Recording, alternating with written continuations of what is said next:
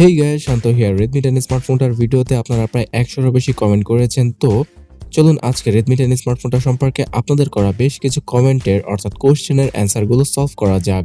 যেমন বাংলাদেশে এই ফোনটা কবে আসবে, কেমন প্রাইসে আসতে পারে, আর এই ফোনটাতে নোটিফিকেশন লাইট আছে কিনা। রুবায়েত হাসান বলছেন, ভাইয়া এই ফোনের স্টোরেজ টাইপ কি?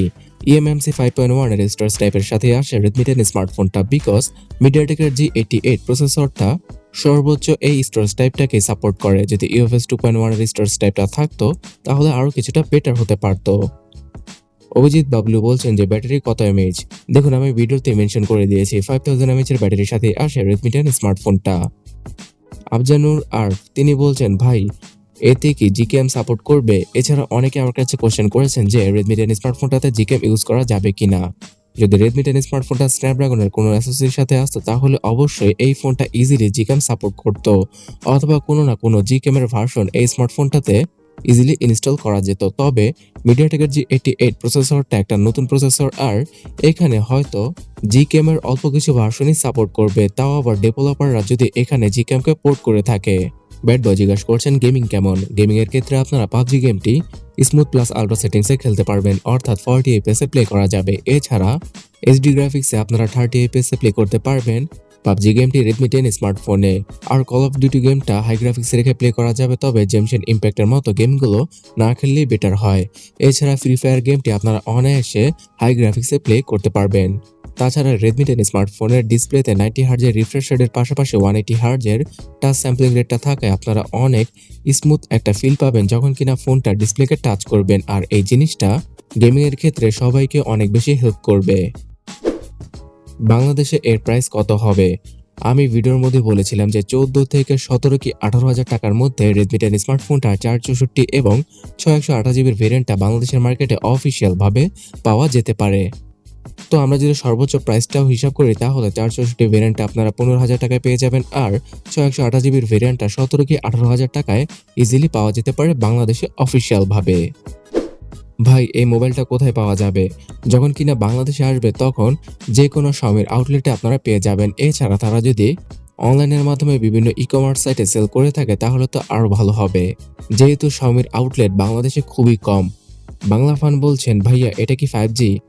না ভাইয়া, এটা 5G নয়, এটা একটা 4G স্মার্টফোন যেখানে কিনা মিডিয়াটেকের G88 প্রসেসরটা রয়েছে। রনি জুনিয়র অথবা JR তিনি বলছেন, ভাইয়া আনঅফিশিয়াল ফোন কিনা ভালো হবে? প্লিজ উত্তর দিবেন। আমি বলবো যে একদমই ভালো হবে না, কারণ এখন আপনি আমার কথা শুনে আনঅফিশিয়াল ফোন কিনলেন, আর আগামীতে যদি সেটা বন্ধ হয়ে গেল আর সেটা নিয়ে আপনি যদি কোনো বিপাকে পড়েন তাহলে সেই পুরো দোষটা আমার উপর চলে আসবে। তাই আমি বলবো যে আনঅফিশিয়াল ফোন এখন না কেনাটাই বেটার হবে। 6GB র্যাম তার প্রাইস কত প্লিজ বলেন। আমি ভিডিওর শেষে বলেছিলাম, আপনি হয়তো পুরো ভিডিওটা দেখেননি। 6128GB ভেরিয়েন্টের জন্য মালয়েশিয়ান মার্কেটে যে প্রাইসটা রাখা হয়েছে সেটাকে যদি ইন্ডিয়ান প্রাইসে কনভার্ট করি তাহলে 13,000 রুপি পড়ে এবং বাংলাদেশি প্রাইসে 15,000 টাকার মতো পড়ে। সোহরাব আহমেদ সজীব সহ আরো অনেকে আমার কাছে এই সেম কোশ্চেনটা করেছেন যে বাংলাদেশে কখন লঞ্চ হবে, please reply me. So Redmi 10 স্মার্টফোনটা অবভিয়াসলি এই মাসের একদম শেষ দিকে ইন্ডিয়াতে তো লঞ্চ হতেই যাচ্ছে। এছাড়া সেপ্টেম্বর মাসের মধ্যে আমরা বাংলাদেশের মার্কেটে অফিসিয়াল ভাবে পেয়ে যাব। আর সেপ্টেম্বর মাসে যদি না আসে তাহলে আপনি একদম শিওর থাকুন যে অক্টোবর মাসে বাংলাদেশের মার্কেটে Redmi 10 স্মার্টফোনটা সবার আগে চলে আসবে। আর এমনটাও গুঞ্জন আসছে যে Redmi 10 স্মার্টফোনটাকে রিব্র্যান্ড করে Redmi 10 প্রাইম নামে ইন্ডিয়ান মার্কেটে লঞ্চ করা হবে। তো আমি বলবো এক্ষেত্রে অবশ্যই আপনারা কিছুটা হলেও কনফিউজ হবেন যে ইন্ডিয়ান মার্কেটে Redmi 10 প্রাইম স্মার্টফোনটাকে লঞ্চ করা হয়েছে আর বাংলাদেশের মার্কেটে Redmi 10 স্মার্টফোনটাকে লঞ্চ করা হয়েছে। ডিম লিল তিনি বলছেন, the main camera module is good or the same as note 10। So Redmi 10 স্মার্টফোনে ইউজ করা হয়েছে 50 মেগাপিক্সেলের ক্যামেরা এবং ক্যামেরার আইএসপিও খুব ভালো। তবে আমার কাছে মনে হয় না যে Redmi Note 10 স্মার্টফোনটা থেকে এই ফোনটার মেইন ক্যামেরা ভালো হবে। বিশেষ করে ভিডিওগ্রাফিতে Redmi Note 10 স্মার্টফোনটা Redmi 10 স্মার্টফোন থেকে মাচ বেটার। মামুন হোসেন বলছেন, ডিসপ্লে কি গরিলা গ্লাস 3 আছে? 100% শিওর ভাই। হ্যাঁ, 100% শিওর। ডিসপ্লেতে কোন প্রোটেকশন গ্লাস ইউজ করা হয়েছে সেটা Xiaomi ক্লিয়ার ভাবে মেনশন না করলেও বিভিন্ন মাধ্যম থেকে আমি জানতে পেরেছি যে এখানে কর্নিং গরিলা গ্লাস 3 কেই প্রোটেকশন গ্লাস হিসেবে ইউজ করা হয়েছে।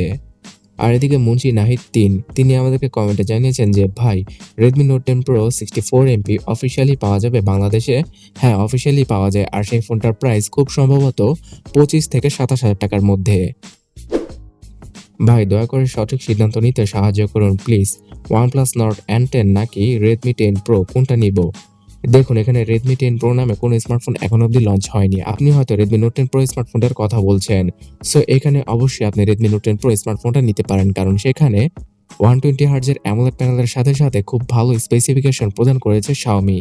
গেমিং উইথ AHR তিনি বলছেন ভাইয়া Snapdragon 732G and MediaTek Helio G95 কোনটা বেস্ট প্রসেসর প্লিজ বলবেন? অবশ্যই Helio G95 প্রসেসরটা অনেকটাই পাওয়ারফুল, বিশেষ করে গেমিং এর ক্ষেত্রে এর জিপিইউটা অনেকটাই স্ট্রং। তবে স্টেবল একটা পারফরমেন্স এবং আগামী 2 থেকে 3 বছর ইজিলি ফোন ইউজ করার জন্য Snapdragon 732G প্রসেসরটা সবচেয়ে বেস্ট হবে 30,000 টাকা প্রাইসের মধ্যে। আব্দুল্লাহ আল আমিন তিনি বলছেন ভাইয়া Realme Q3i এর রিভিউ দিবেন প্লিজ। অলরেডি এই ফোনটা নিয়ে একটা ডিটেলস রিভিউ এই চ্যানেলে রয়েছে, আপনি চাইলে নিচে কমেন্ট সেকশনটা চেক করতে পারেন যেখানে কিনা আমি লিঙ্কটি দিয়ে দিয়েছি। তাছাড়া ভিউয়ার্স অনেকে আমার কাছে জানতে চেয়েছেন যে Redmi 10 স্মার্টফোনটা রিভার্স চার্জিং টেকনোলজিটা সাপোর্ট করে কিনা। হ্যাঁ অবশ্যই করে, আর সেটা হচ্ছে গিয়ে 9 ওয়াটের। নোটিফিকেশন লাইট আছে কিনা এই ফোনটাতে? না, এই ফোনটাতে কোনো নোটিফিকেশন লাইট নেই, আর থাকলেও হয়তো Xiaomi সেটাকে সফটওয়্যারের মাধ্যমে অফ করে রেখেছে, যেমনটা কিনা Poco X3 স্মার্টফোনটার বেলায় করেছিল। ফোনটা চার্জ হতে কেমন সময় লাগে? Redmi 10 স্মার্টফোনটা চার্জ হতে প্রায় 1.5 ঘন্টার মতো সময় লাগে। সো ভিউয়ার্স Redmi 10 স্মার্টফোনটা নিয়ে আপনার যদি আরও কোনো কোশ্চেন থাকে তাহলে অবশ্যই কমেন্ট করে জানাতে ভুলবেন না। এবং এই স্মার্টফোনটা যেহেতু আগামী মাসে আসবে, তাই বর্তমানে যারা কিনা অফিসিয়ালি 15 থেকে 20,000 টাকায় সেরা স্মার্টফোনগুলো কিনতে চাইছেন তারা এই ডান পাশের ভিডিওটাতে ক্লিক করুন অথবা কমেন্ট সেকশনটা চেক করুন। আর ভিডিওটা ভালো লাগলে অবশ্যই লাইক, শেয়ার এবং এই চ্যানেলটাকে সাবস্ক্রাইব করে রাখতে ভুলবেন না যদি আপনি না করে থাকেন। তো ভালো থাকবেন, দেখা হচ্ছে পরবর্তী ভিডিওতে। আল্লাহ হাফেজ।